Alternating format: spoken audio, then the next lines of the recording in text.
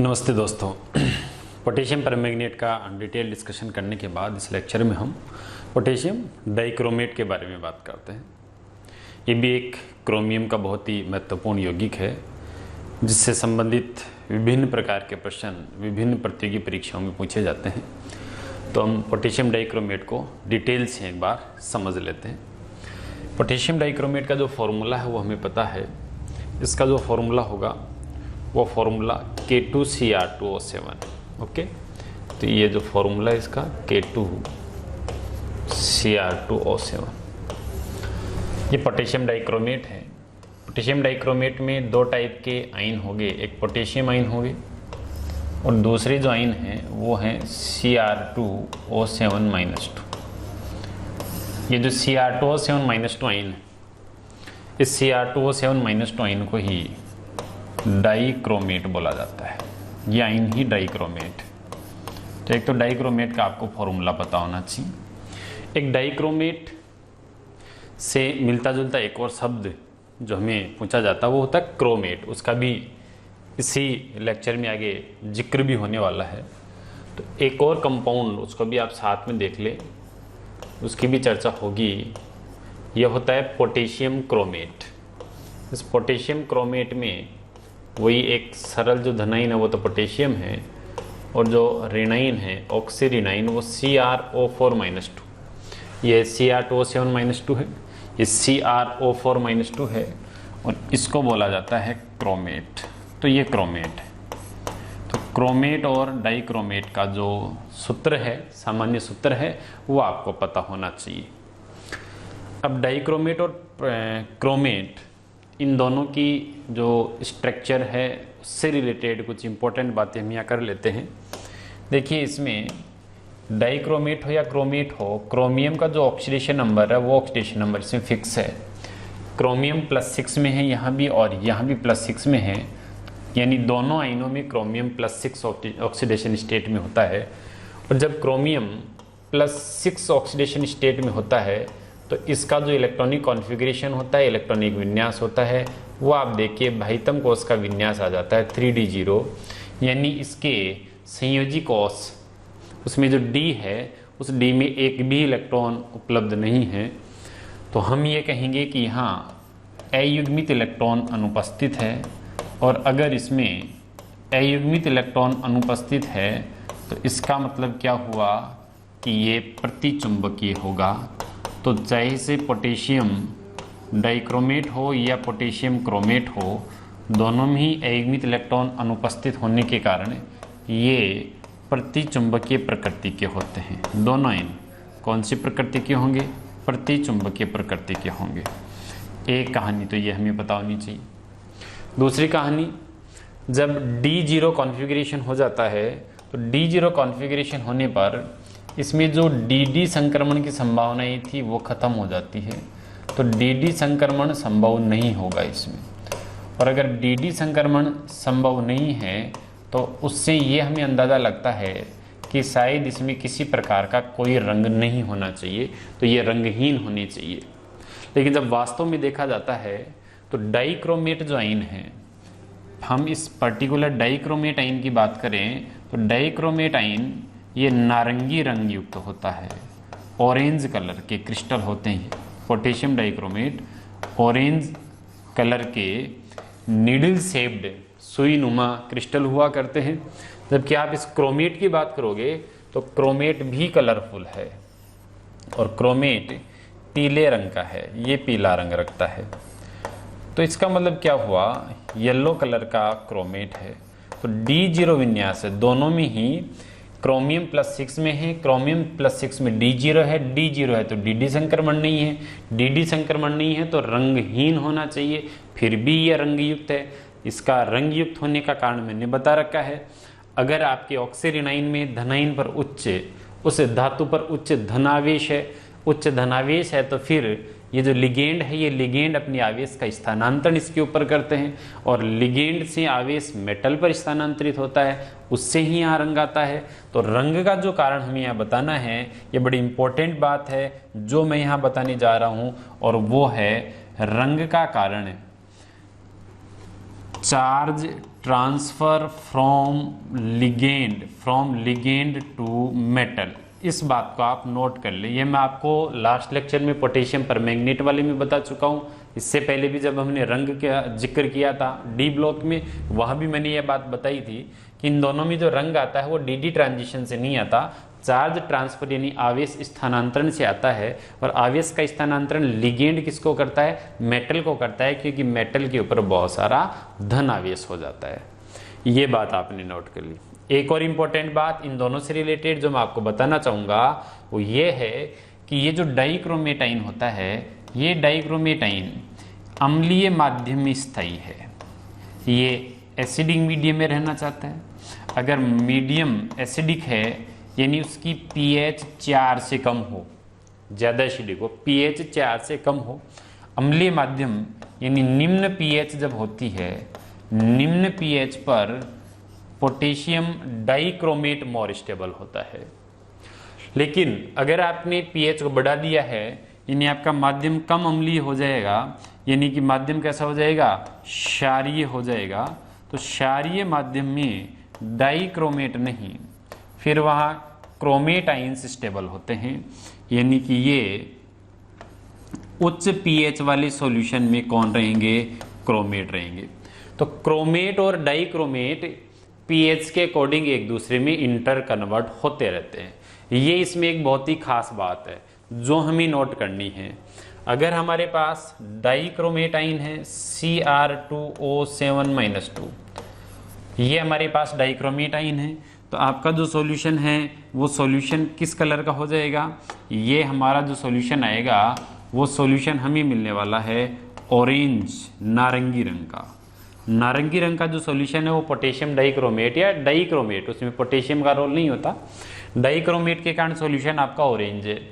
लेकिन अगर आप इस सॉल्यूशन में क्या डाल देते हो? थोड़ा सा एसिड बेस डाल देते हो। अगर आपने इसमें OH- ऐड कर दिए, बेस उसमें ऐड कर दिया, pH को 4 से ज़्यादा कर दिया आपने थोड़ा सा बेस डाल करके, तो फिर ये जो डाइक्रोमेट थे ये आयन क्रोमेट आयन में कन्वर्ट हो जाएंगे। और क्रोमेट आयन किस कलर के होते हैं ये आपको पता है, ये येलो कलर के हैं। तो उच्च pH पर जो डाइक्रोमेट है वो टूटकर क्रोमेट बना देता है। लेकिन जैसे ही अगर आप वापस से इस येलो सॉल्यूशन में यानी क्रोमेट आयन युक्त सॉल्यूशन में थोड़ा बहुत एसिड ऐड करते हो, तो क्रोमेट किस में कन्वर्ट हो जाएगा? डाइक्रोमेट में कन्वर्ट हो जाएगा। क्रोमेट का डाइक्रोमेट में कन्वर्ट होना यानी दो क्रोमेट का एक जगह जुड़ना। दो क्रोमेट जब एक जगह जुड़ेंगे तो डाइक्रोमेट बन जाएगा, और इस घटना को हम द्विलकीकरण कहेंगे।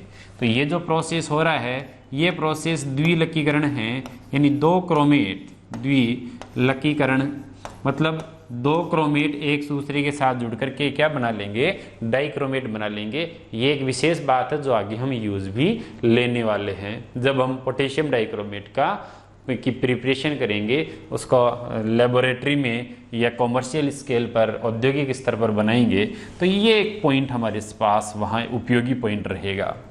ठीक है, दोनों में ही ये कोई रेडॉक्स रिएक्शन नहीं है, नॉन रेडॉक्स रिएक्शन है। यहाँ भी क्रोमियम +6 था, यहाँ भी क्रोमियम +6 था, केवल और केवल डाइमराइजेशन हुआ है, नॉन रेडॉक्स रिएक्शन है। अब डाइक्रोमेट हो या क्रोमेट हो, दोनों आयनों की स्ट्रक्चर भी हमें आनी चाहिए। पहले मैं क्रोमेट आयन की स्ट्रक्चर बताता हूँ। क्रोमेट आयन के लिए जो कि येलो कलर के होते हैं, कलर बहुत इंपॉर्टेंट जो ध्यान रखना है, 4 ऑक्सीजन हैं, 4 ऑक्सीजन में से जो 2 ऑक्सीजन हैं वो दोनों ऑक्सीजन डबल बॉन्ड से हैं, और बाकी की बची हुई जो 2 ऑक्सीजन हैं वो सिंगल बॉन्ड से। जो सिंगल बॉन्ड से उनके ऊपर नेगेटिव चार्ज आ जाएगा। तो अगर हम इस क्रोमेट आयन के बारे में कुछ बातें करें तो यहाँ आपको पता चलेगा कि यहाँ क्रोमियम पर चतुष्फलकीय ज्यामिति है, तो ये टेट्राहेड्रल है एक, तो ये हमें ध्यान रखें चतुष्फलकीय ज्यामिति युक्त ये आयन है, चतुष्फलकीय आयन। चतुष्फलकीय आयन के साथ अगर आप ये देखेंगे कि क्रोमियम में संकरण कौन सा है, तो यहाँ आप sp3 भी बता सकते हैं। क्लियर है ये कहानी। लेकिन लेटेस्ट जो स्टडी है, जो भी डाटाज है, वो ये भी कहते हैं कि बाह्यतम कोश का S और फिर बाह्यतम कोश के P न लेकर के बाह्यतम कोश के S के साथ अंदर वाली D भी खाली होती है, इसमें D0 है, तो अंदर वाले डी भी यूज ले सकते हो। तो D3S अगर वहां ऑप्शन में है तो ये हमें बताना है कि D3S भी यहाँ पॉसिबल है। तो sp3 या D3S ये इसका क्या हो सकता है, संकरण हो सकता है। ठीक है, इसके अलावा यहाँ आप देखेंगे कुछ डबल बॉन्ड है, कुछ सिंगल बॉन्ड है। तो यहाँ दो प्रकार के बंध होने चाहिए थे, लेकिन सारे बंध एक जैसे हैं। सारे बंध एक जैसे तब आ सकते हैं जब ये पाई इलेक्ट्रॉन यहाँ पर डीलोकेलाइज होते हो, विस्थानीकृत होते हो। ये बॉन्ड, ये पाई बॉन्ड कभी यहाँ ऐसे ट्रांसफर होता हो। तो इसमें पाई बॉन्ड जो है वो डीलोकेलाइज होता है, और पाई बॉन्ड अगर डीलोकेलाइज होगा तो इसका मतलब है कि अनुनाद यहाँ उपस्थित होगा। तो यहाँ पर अनुनाद भी उपस्थित है, अनुनाद उपस्थित है। अनुनाद उपस्थित होने से क्या हुआ, सभी जितने भी CR और O के बीच के जो बंध थे वो सभी CR O बंध समतुल्य हो जाएंगे, इक्विवेलेंट हो जाएंगे। सभी CR O बंध एक जैसे हैं, समतुल्य हैं। अब CR O के बीच में ये जो बंध है, इस बंध का CR O बंध का औसत बंध क्रम अगर हम देखें तो औसत बंध क्रम आप कैसे निकालोगे, वो आपको पहले से बताया हुआ है। अगर आप इसके औसत बंध क्रम की बात करते हो तो आपको क्या पता होना चाहिए, कुल कितने बंध हैं। तो 2 और 2 4 और 1 5 और 1 6, टोटल बंधों की संख्या कितनी आ रही है, मैं यहाँ लिख देता हूँ। एवरेज बॉन्ड ऑर्डर यहाँ का आएगा, टोटल 6 बंध हैं जो 4 ऑक्सीजन के साथ उसे शेयर करने हैं। तो 6/4 यानी इसका एवरेज बॉन्ड ऑर्डर जो आने वाला है वो आने वाला है 1.5। ठीक है, तो ये वाली एक कहानी हमने देखी किसकी, क्रोमेटाइंस की, जो कि किस कलर के होते हैं, येलो कलर का है। ये जो आयन है ये आयन येलो कलर का होगा, इसका आपको ध्यान रखना है। क्रोमेटाइन जो होते हैं वो येलो कलर के होते हैं, और कलर यहाँ चार्ज ट्रांसफर स्पेक्ट्रा के कारण है। ये तो हमने बात की क्रोमेट की। अब ऐसे 2 क्रोमेट मिलकर के डाइक्रोमेट बनाने वाले हैं। तो अब आप डाइक्रोमेट की चर्चा कीजिए। डाइक्रोमेट में क्या होगा, ये जो 2 चतुष्फल की इकाइयाँ थी, इन 2 चतुष्फल की इकाइयाँ आपस में एक ऑक्सीजन का साझा कर लेगी। एक और चतुष्फल की इकाई हमारे पास यहाँ है। ये जो चतुष्फल की इकाई है, एक क्रोमेट यहाँ ले लिया, एक क्रोमेट यहाँ ले लिया। इसके मैंने 3 ऑक्सीजन ही बनाए, यहाँ पर एक नहीं बनाया, क्योंकि वो जो है एक ऑक्सीजन वो साजित होगा, तो एक साजित होगा तो एक कम भी हो जाएगा। टोटल 2 क्रोमेट यूनिट्स वहाँ जाएगी, तो 2 क्रोमेट यूनिट का मतलब 8 ऑक्सीजन जाने चाहिए थे, लेकिन एक ऑक्सीजन कम कर लेंगे क्योंकि एक का साझा हो जाएगा यहाँ। तो ऑक्सीजन की संख्या अब केवल 7 ही बचेगी। 7 ऑक्सीजन में से एक क्रोमियम के लिए जो 3 ऑक्सीजन हैं, ये 3 ऑक्सीजन तो सेतु ऑक्सीजन होंगे, पार्श्व ऑक्सीजन होगा, और एक ऑक्सीजन यहाँ सेतु होगा। तो एक तो यहाँ ब्रिज का काम कर रहा है, बाकी के 6, 3 इसके और 3 इसके, ये टोटल 6 जो है वो सेतु ऑक्सीजन हो जाएंगे इसके लिए। ठीक है, तो इसका जो अगर एक्चुअली हम देखें तो इसमें 2 चतुष्फलकीय केंद्र आ रहे हैं। कितने चतुष्फलकीय केंद्र आ रहे हैं, 2 चतुष्फलकीय केंद्र हमें यहाँ देखने को मिल रहे हैं। ओके, अब यहाँ पे अगर आप देखते हैं ज्यामिति की, तो इस जगह भी चतुष्फलकीय है, इस सेंटर में 2 चतुष्फलकीय केंद्र हैं। तो जैसे ये चतुष्फलकीय था वैसे इसमें 2 चतुष्फलकीय केंद्र हैं। तो पहला पॉइंट आप ऐसा कैसा लिख सकते हैं, 2 चतुष्फलकीय केंद्र यहाँ उपस्थित है। फिर दूसरा पॉइंट भी आप ऐसे कैसे लिख सकते हैं, यहाँ पर भी sp3 या D3S, अगर ऑप्शन में D3S हो तो हमें उसे ऑप्ट करना होगा, वो नहीं है तो हम sp3 के साथ जाएंगे। तो दोनों में sp3 या D3S जो संकरण है वो हो जाएगा। ठीक है, अनुनाद, अब देखिए ये जो पाई इलेक्ट्रॉन है, ये पाई इलेक्ट्रॉन यहाँ पर स्थानांतरित हो सकते हैं, ये यहाँ जा सकते हैं, लेकिन ये पाई इलेक्ट्रॉन यहाँ भी स्थानीकृत नहीं हो पाएंगे, क्योंकि ये जो ऑक्सीजन है इसने दोनों तरफ से क्या बना रखे हैं, सिग्मा बॉन्ड बना रखे हैं। सिग्मा बॉन्ड की ब्रेकिंग, डीलोकेलाइजेशन जो होता है, रेजोनेंस जो होता है वहाँ नहीं होता। तो रेजोनेंस में ये वाले बॉन्ड पार्टिसिपेट नहीं करेंगे, और ये वाले बॉन्ड पार्टिसिपेट नहीं करेंगे। तो यहाँ एक अच्छा क्वेश्चन निकल करके हमारे पास आता है, और वो क्या है कि ये जो तीनों बॉन्ड है, बॉन्ड नंबर 1, बॉन्ड नंबर 2 और बॉन्ड नंबर 3, इन तीनों में अनुनाद से एक जैसा सामर्थ्य आ जाएगा, एक जैसे बंद हो जाएंगे। ऐसे ही ये तीनों बॉन्ड नंबर 4, बॉन्ड नंबर 5 और बॉन्ड नंबर 6, ये भी अनुनाद के द्वारा समरूप हो जाएंगे। लेकिन यहाँ अनुनाद अनुपस्थित होगा तो कुल मिलाकर के 3 बंध ये और 3 बंध ये, टोटल 6 बंध एक जैसे होंगे। तो यहाँ 6 CRO बंध, 6 CRO जो बॉन्ड है वो कैसे हैं, वो समतुल्य हैं, इक्विवेलेंट है। 6 CRO बंध ये समतुल्य हैं इसमें, एक तो ये बात ध्यान रखनी है। और ये जो दोनों हैं ये दोनों अलग है। अब ये जो 6 हैं, इन 6 में बॉन्ड ऑर्डर क्या होगा, जहां पर अनुनाद है तो जो पार्श्व CRO, पार्श्व, अगला पॉइंट हम क्या लिख सकते हैं, पार्श्व CRO बंध, इस बंध में जो बंध क्रम आता है वो देखिए आप। इस बंध में बंध क्रम की बात करेंगे तो बंध क्रम क्या हो जाएगा, अब देखिए यहाँ 2, 2, 4 और 1, 5 बंध है टोटल। ये 5 बंध 3 ऑक्सीजन के साथ साजित होने वाले हैं, तो 5/3 होगा। 5/3 यहाँ पर बॉन्ड ऑर्डर आ रहा है और यही बॉन्ड ऑर्डर इसका भी होगा, तो 5/3 है ये। समझ में आ रही है कहानी। जबकि ये वाले बॉन्ड क्या है, केवल सिंगल है, ये वाले बॉन्ड सिंगल है। तो इसका मतलब क्या हुआ कि ये जो बंध है, इस बंध की लंबाई, अगर इस बंध की लंबाई को मैं क्या कंसीडर कर लेता हूं, अगर मैं इसको x कंसीडर कर लूं, बॉन्ड लेंथ को x एंगस्ट्रॉन कंसीडर कर लूं, और ये जो पार्श्व बंध हैं, इन पार्श्व बंध की लंबाई को y एंगस्ट्रॉन कंसीडर कर लूं, तो हमें पता है पार्श्व बंध का बंध क्रम 5/3 है, यानी यहाँ बंध 1 से, बंध क्रम 1 से ज्यादा आ रहा है, तो इनमें आंशिक द्विबंध के लक्षण हैं। लेकिन ये केवल प्योर सिंगल बॉन्ड है, प्योर सिंगल बॉन्ड है तो लेंथ ज्यादा आती है, तो x is greater than y, length का हमें ये ध्यान रखना है। ठीक है ये कहानी।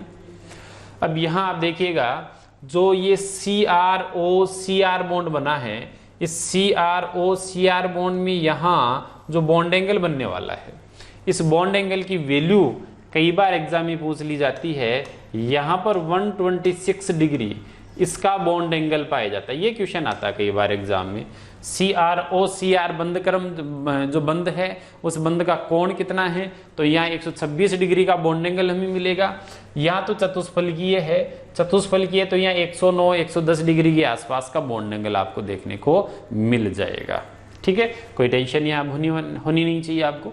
तो यहाँ 6 CRO बंध एक जैसे हैं, 2 CRO एक जैसे हैं, यानी 2 प्रकार के CRO बंध है, जबकि यहाँ सारे CRO बंध समतुल्य है, यहाँ सारे CRO बंध समतुल्य नहीं है। ये इस बात का भी ध्यान रखना है, सभी CRO बंध समतुल्य नहीं है, 2 प्रकार के बंध यहाँ हैं। तो ये हमने इनकी स्ट्रक्चर का भी पोस्टमार्टम कर लिया बहुत अच्छे से। तो डाइक्रोमेट और क्रोमेट से रिलेटेड सारी जो बेसिक इंफॉर्मेशन है वो आपको मिल चुकी है। अब हम आगे बढ़ते हैं और अब पोटेशियम डाइक्रोमेट, इसमें क्रोमेट नहीं पोटेशियम डाइक्रोमेट अधिक महत्वपूर्ण अभिकर्मक है। तो पोटेशियम डाइक्रोमेट के निर्माण की जो विधि है उसके बारे में बात करते हैं हम। Method of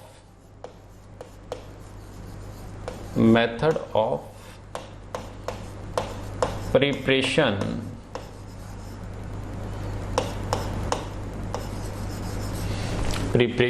of potassium dichromate. अब पोटेशियम डाइक्रोमेट के लिए जो बनाने की विधि है उसके बारे में हम थोड़ी चर्चा करते हैं। पोटेशियम डाइक्रोमेट को अगर बनाना है तो इसके लिए पहले हमें इसका जो अयस्क है उस अयस्क को ढूंढना होगा।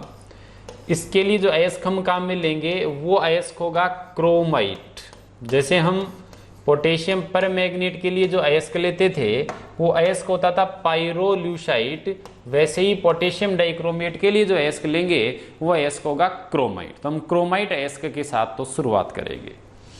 ये जो क्रोमाइट अयस्क है, इस क्रोमाइट अयस्क का फॉर्मूला क्या है? क्रोमाइट अयस्क जो है, इस अयस्क में एक तो आयरन का ऑक्साइड होता है FeO और एक इसमें अयस्क होता है Cr2O3 का। ओके, तो FeO.Cr2O3 ये क्रोमाइट का फॉर्मूला है, जिसमें आयरन भी अपनी निम्न ऑक्सीकरण अवस्था में होता है। आयरन की ऑक्सीडेशन स्टेट +2 होती है और क्रोमियम की ऑक्सीडेशन स्टेट +6 होती है। तो ये क्रोमाइट का फॉर्मूला है। अब हमें क्रोमाइट जो और है इससे पोटेशियम डाइक्रोमेट की फॉर्मेशन करनी होती है, यानी हमें बनाना होता है Cr2O7-2। अब डाइक्रोमेट आयन डायरेक्ट नहीं बनाते इसमें, पहले क्या करते हैं, ये जो क्रोमाइट ओर है, इस क्रोमाइट ओर से पहले बनाएंगे हम क्रोमेट और क्रोमेट आयन से फिर बनाएंगे डाइक्रोमेट। तो ये जो प्रोसेस है, ये प्रोसेस भी 2 स्टेप में होने वाली है। स्टेप 1 में हम क्या करेंगे, स्टेप 1 में क्रोमाइट को क्रोमेट में कन्वर्ट करने वाले हैं। ये क्या है, तो ये क्रोमेट है। और फिर सेकेंड स्टेप में क्या करेंगे, इस सेकेंड स्टेप में क्रोमेट जो आयन बन गया था, इसको हमें डाइक्रोमेट में कन्वर्ट करना है। तो ये 2 स्टेप के साथ हम आगे बढ़ने वाले हैं। पहले स्टेप में क्या करेंगे, पहले में क्रोमाइट और को क्रोमेट में कन्वर्ट करेंगे और फिर क्रोमेट को डाइक्रोमेट में कन्वर्ट करेंगे। तो हम 2 टुकड़ों में तोड़ करके इसकी निर्माण की विधि को देखते हैं। पहले मैं बात करता हूं स्टेप 1, जिसमें क्रोमाइट का क्रोमेट में रूपांतरण है। तो मैं स्टेप 1 की चर्चा पहले आपके साथ करता हूं। स्टेप 1 क्या है, क्रोमाइट अयस्क जो हमारे पास था, इस क्रोमाइट अयस्क का क्रोमेट में रूपांतरण। पहले हमें इसे क्रोमेट में बदलना होगा। अब हम क्रोमाइट को क्रोमेट में बदलते हैं जरा। क्रोमाइट अयस्क का फॉर्मूला आपको पता है, क्रोमाइट अयस्क का फॉर्मूला हमारे पास था FeO.Cr2O3। ये हमारे पास क्रोमाइट और है। और क्रोमाइट में से हमें जो बनाना है वो बनाना है क्रोमेट CrO4-2। यहां पर अगर आप ऑक्सीडेशन नंबर वाला मामला देखते हैं तो क्रोमियम +3 में है और क्रोमियम को +3 से मेरे को कहां लेकर के जाना है, +6 में। मतलब मेरे को इसका ऑक्सीकरण करवाना होगा। तो एक तो मेरे को यहां लेना है ऑक्सीकारक, और ऑक्सीकारक के रूप में मैं पहले ही बता चुका हूं, आप ऑक्सीजन को यूज ले सकते हैं, ये ऑक्सीकारक का काम करेगा यहाँ पे। अगर आप ऑक्सीजन यूज नहीं ले रहे हैं तो पोटेशियम नाइट्रेट भी यूज ले सकते हैं, जो कि मैंने पोटेशियम परमैंगनेट वाली कहानी में बताया आपको। सेम वो का वो सीन है। अगर आपने पोटेशियम परमैंगनेट अच्छे से सीखा है तो इसमें आपको ज्यादा समस्या आने वाली नहीं है। तो ये क्या हुआ, O2 जो हम यहाँ ले रहे हैं, ये O2 हम एज के ऑक्सीकारक के रूप में ले रहे हैं। ठीक है, किसके रूप में ले रहे हैं, ऑक्सीकारक के रूप में हम ले रहे हैं इसको। और इसमें O2 के बजाय और को क्या ले सकते हो आप यहाँ पोटेशियम नाइट्रेट या फिर पोटेशियम क्लोरेट भी ले सकते हो। ये क्या करेगा, ये क्रोमियम को +3 से +6 में ऑक्सीकृत कर देगा। अब हमें पता है कि जो क्रोमेट होता है, ये क्रोमेट किस कलर का है, एक तो ये पीले रंग का है, ओके, और दूसरा ये केवल क्षारीय माध्यम में ही स्थायी रहता है। कौन से माध्यम में रहेगा, ये केवल क्षारीय माध्यम में। अम्लीय माध्यम में तो क्रोमेट से डाइक्रोमेट बन जाएगा। तो हम क्या करेंगे, इसको क्षारीय माध्यम देने के लिए कोई क्षार काम में लेंगे, और यहां हम क्षार काम में लेने वाले हैं सोडियम कार्बोनेट को।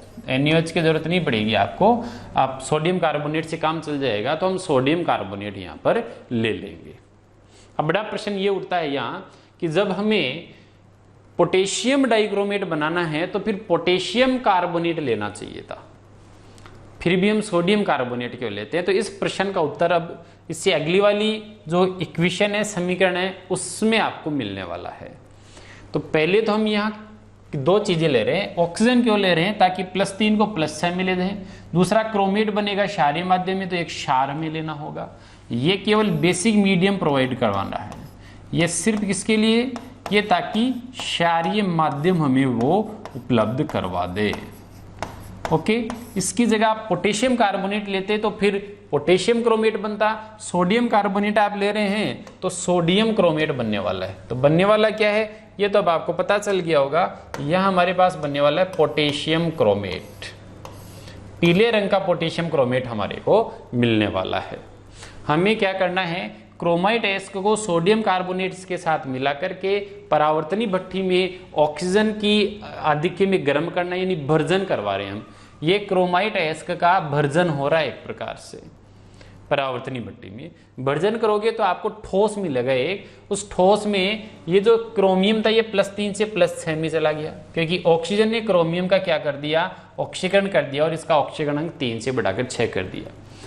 अब हमें पता है ऑक्सीजन क्रोमियम का ही नहीं, ये इस आयरन, क्योंकि आयरन भी +2 में ही है, आयरन का भी ऑक्सीकरण करेगा, और आयरन का ऑक्सीकरण करेगा तो ये बना लेगा Fe2O3। ओके, तो आयरन भी अपना ऑक्सीकरण अंक बढ़ा करके फेरस ऑक्साइड से फेरिक ऑक्साइड में चला जाएगा, और कार्बोनेट यहां टूट करके कौन सी गैस बना देगा, CO2 गैस बना देगा। तो यहां से हमें क्या बन जाएगी, मिल जाएगी CO2 गैस मिल जाएगी। अब ये CO2 गैस तो उड़ जाएगी, परावर्तनी भट्ठी में से निकल करके चली जाएगी, और ये जो अवशेष हमें मिलेगा ये ठोस पीले रंग का ठोस है जिसके साथ सोडियम कार्बोनेट है। इस पूरे ठोस को अगर हम जल के साथ निक्षालित करें, यानी इसको इस ठोस को जल में घोल दें, जल के साथ निक्षालित करें, ये सॉलिड है दोनों, जल के साथ अगर आप इसे निक्षालित करेंगे, उपचारित करेंगे, तो उसमें ये जो लोहे का ऑक्साइड है, ये लोहे का ऑक्साइड तो है घुलनशील है, लोहे का ऑक्साइड है घुलनशील है, तो ये तो क्या रहेगा, ये तो ठोस के रूप में ऊपर एज ए अवक्षेप हमें मिलेगा जिसको हम छान करके फेंक देंगे। तो यहां से Fe2O3 इसका निष्कासन हो जाएगा, Fe2O3 का तो निष्कासन हो जाएगा, और जो सोडियम का क्रोमेट था, ये सॉरी सोडियम बनेगा वहां पे, यहाँ हमने थोड़ा सा गलत कर दिया यहाँ, क्योंकि आपने सोडियम कार्बोनेट लिया है, सोडियम कार्बोनेट लिया है तो सोडियम क्रोमेट ही बनना है। तो ये जो सोडियम का क्रोमेट है Na2CO3, ये CrO4 सोडियम क्रोमेट, ये पानी में चला जाएगा घुल करके एक्वा सॉल्यूशन। तो अब आपका जो सॉल्यूशन है वो पीले रंग का हो जाएगा। ये जो पीला ठोस था उसके साथ इसकी अशुद्धि थी, इस ठोस को ले जाकर पानी में डाला तो क्रोमेट पानी में घुल गया, क्योंकि सोडियम क्रोमेट वाटर सोल्यूबल है, और Fe2O3 ये जो है इसका रिमूवल हो गया एज PPT, ये अब हमें मिल गई, या हम कह सकते हैं ये इसका अवक्षेप बना था, तो अवक्षेप को हमने यहाँ से छान करके फेंक दिया है। तो ये मिल गया हमारे पास कौन, सोडियम क्रोमेट। अब सोडियम क्रोमेट को हमें किस में बदलना है, क्रोमेट को बदलना होता है डाइक्रोमेट में। तो सेकेंड स्टेप हमारा क्या आने वाला है, स्टेप 2। स्टेप 1 हमारा कंप्लीट हो गया है, देखिएगा स्टेप 2 में क्या करते हैं, क्रोमेट अयस्क या क्रोमेट जो आयन थे या क्रोमेट जो पदार्थ था उस क्रोमेट का डाइक्रोमेट में रूपांतरण, इसको डाइक्रोमेट में हम बदल देंगे। अभिक्रियाओं का आप संतुलित कर लीजिएगा ऊपर, क्रोमेट का डाइक्रोमेट में रूपांतरण वो आप कैसे करेंगे वो देखिए, ये बड़ा रोचक है। देखिए यहाँ पर अगर आपने Na2CrO4 लिया है, ओके, तो हमें पता है कि ये केवल क्षारीय माध्यम में स्थायी होता है। अगर मैं अम्ल इसमें थोड़ा मिला देता हूं तो अम्लीय माध्यम में क्रोमेट डाइक्रोमेट में कन्वर्ट हो जाते हैं। तो अगर इसमें आप थोड़ा बहुत H2SO4 मिला दोगे, डाइल्यूट H2SO4 इसमें आप ऐड कर देते हो, तो H2SO4 की प्रेजेंस में क्या होगा, ये जो क्रोमेट था वो डाइक्रोमेट बन जाएगा, Na2Cr2O7।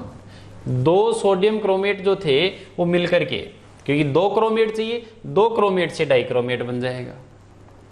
अब क्रोमेट तो दोनों जुड़ गए, लेकिन सोडियम जो थे उनमें से दो सोडियम काम आ गए, बचे हुए दोनों सोडियम सल्फेट के साथ मिलकर के क्या बना लेंगे, Na2SO4, ओके, और साथ में बन जाएगा H2O। तो बिल्कुल आसान सा काम है। अगर आप उसमें थोड़ा एसिड मिला देते हैं तो एसिड की प्रेजेंस में क्रोमेट किस में बदल जाएगा, डाइक्रोमेट में बदल जाएगा। ये जो क्रोमेट था ये येलो कलर का था, जो येलो सॉल्यूशन था ये पानी में घुलता है, क्रोमेट पानी में घुलनशील है, तो ये जो येलो था ये येलो सोडियम डाइक्रोमेट में बदल जाएगा, और सोडियम डाइक्रोमेट जो है ये भी पानी में ही घुला रहेगा, ये ऑरेंज कलर का है। लेकिन सोडियम सल्फेट पानी में कम घुलता है, सोडियम सल्फेट पानी में कम घुलता है, तो ये क्या करेगा, ये नीचे अवक्षेप के रूप में जमा हो जाएगा। किसके रूप में जमा हो जाएगा? अवक्षेप के रूप में जमा हो जाएगा और आपके सॉल्यूशन में सोडियम डाइक्रोमेट ही रहेंगे। अब आपके उस क्वेश्चन का आंसर ये हम देखिए, बिल्कुल सरल चीजें हैं, कहीं कोई दिक्कत नहीं है। प्रश्न हमारा ये उठा था, हमारे दिमाग में ये चीज आई थी कि जब हमें पोटेशियम डाइक्रोमेट बनाना है, हेडिंग हमारी क्या है? पोटेशियम डाइक्रोमेट बनाना है।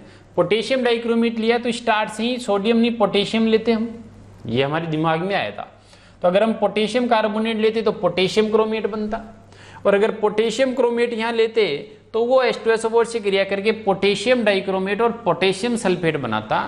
और यहाँ बड़ी दिक्कत थी, ये भी पानी में घुल रहा था और पोटेशियम सल्फेट भी पानी में घुलता, क्योंकि पोटेशियम सल्फेट सोडियम सल्फेट से ज्यादा घुलनशील है। एस ब्लॉक में आप देखिए क्षार धातुओं के सल्फेटों की विलेयता नीचे जाने पर बढ़ती है। लिथियम सल्फेट से ज्यादा घुलता है सोडियम सल्फेट, सोडियम सल्फेट से ज्यादा घुलता है पोटेशियम सल्फेट, पोटेशियम सल्फेट से ज्यादा घुलता है रुबिडियम सल्फेट। तो सल्फेटों की विलेयता समूह में नीचे जाने पर बढ़ती है। यदि हम पोटेशियम कार्बोनेट लेते तो पोटेशियम सल्फेट बनता, और पोटेशियम सल्फेट का जल में ज्यादा घुलने से उसका अवक्षेपण नहीं होता, तो उसका रिमूवल हम यहाँ नहीं कर पाते। इस बात को आप नोट कर लीजिएगा। जल में जो विलेयता है, वाटर में जो सॉल्युबिलिटी है, वो सॉल्युबिलिटी किसकी है, ये बात आप अलग से लिखिएगा, इस पॉइंट को नोट कीजिएगा। जल में जो विलेयता है वो पोटेशियम सल्फेट की ज्यादा है। कौन से सल्फेट से? सोडियम सल्फेट से।